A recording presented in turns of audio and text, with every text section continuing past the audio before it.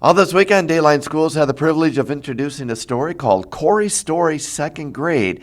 And it's written by a local retired elementary principal. And we're talking with the author of this new book, retired Port Huron principal, Donilee Hernandez. And Donilee, most of us have no clue what it takes to write a book. We remember our stories we wrote when we were in school ourselves, or our research papers and that, but that's totally different than writing a book. So tell us what had to happen for this to happen. Well, the first thing was the passion. You have to have the passion, and I did. When I retired, I immediately started writing about the children that I knew and the circumstances. So I don't really see myself as a writer. I just see myself as a voice and advocate to children. And anyone that's been an educator or in any social setting at all with the public, I think I absolutely know anyone can write a book because everyone has a story. And so I had a story that I needed to get written, didn't know how it was going to happen. I just sat on my front porch and just started writing in my journal, and I named the little boy Corey.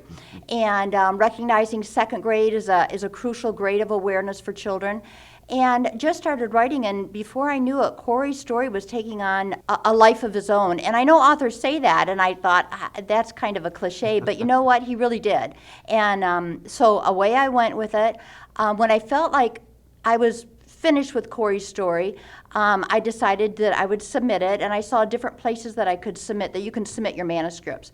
I chose one, and they accept about 20% of their manuscripts. So I thought, well, I'll just try. So I submitted it, and they accepted it. However, then the work began. So then we went back and forth with the publisher. I went back and forth with wording, with grammar, with the setting, with the format, with the illustrations, back and forth until I felt like I had completed my side, and they felt like, okay, they were completed too, so here we go. So they sent me the first book, and I read it.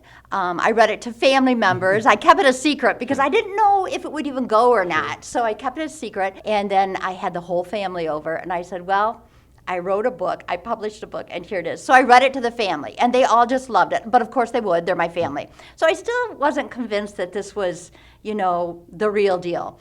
But then people started ordering it online. So you can order it online on Barnes & Noble, Amazon, Walmart, even, yeah, and some other stores as well. One sold in Singapore, so I don't know how that's going. And then I noticed at one point that Amazon was sold out, so they ordered more. So with that, I just thank the community, because I really know the community embraced Corey's Story, Second Grade.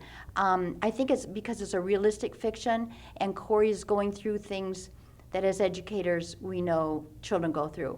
So when I finished with that, I realized, Corey had some friends and they had some different situations. So I started writing Jackson's story, second grade, Ryder's story, second grade, and Alexa's story, second grade. So those are in the making of being published as well. We'll be back with more tomorrow.